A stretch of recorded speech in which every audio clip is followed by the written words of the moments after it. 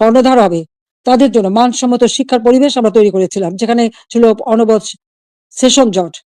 সেখান থেকে মুক্ত করে আমরা শিক্ষার পরিবেশ তৈরি করি। সাথে, সাথে ব্যাপকভাবে যাতে তরুণ সমাজের কর্মসংস্থান সৃষ্টি হয় তার জন্য আমি সমস্ত কিছু বেসরকারি খাতে উন্মুক্ত করে দিই। আমাদের দেশে মাত্র একটা টেলিভিশন ছিল, একটা রেডিও ছিল। কোনো মোবাইল ফোন ছিল না, ডিজিটাল ফোন ছিল না।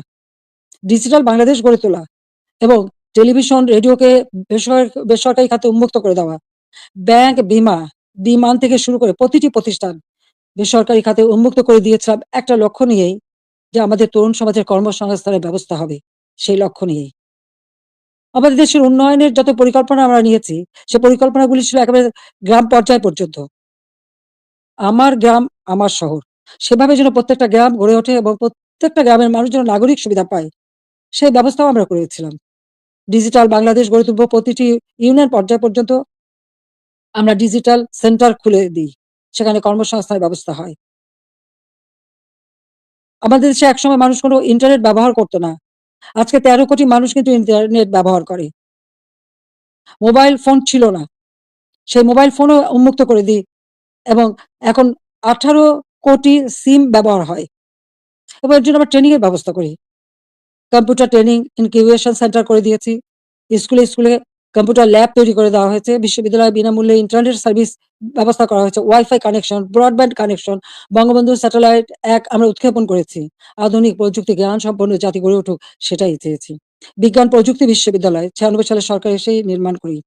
যাতে করে বিজ্ঞানের দিকে মানুষ ঝোঁকে, গবেষণায় প্রতি মনোযোগী হয়। কারণ বিজ্ঞানের বিকাশ ছাড়া কখনো কোনো দেশ উন্নতি লাভ করতে পারে না। সেজন্য এই ব্যবস্থা আমরা নিয়েছিলাম।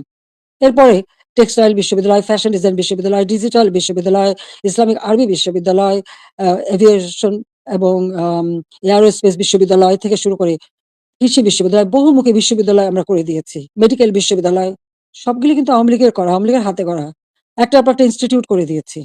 ব্যাপকভাবে কর্মসংস্থান সৃষ্টি করেছি। পাবলিক সার্ভিস কমিশনে প্রতি বছর নিয়মিত পরীক্ষা হওয়া শুরু করে।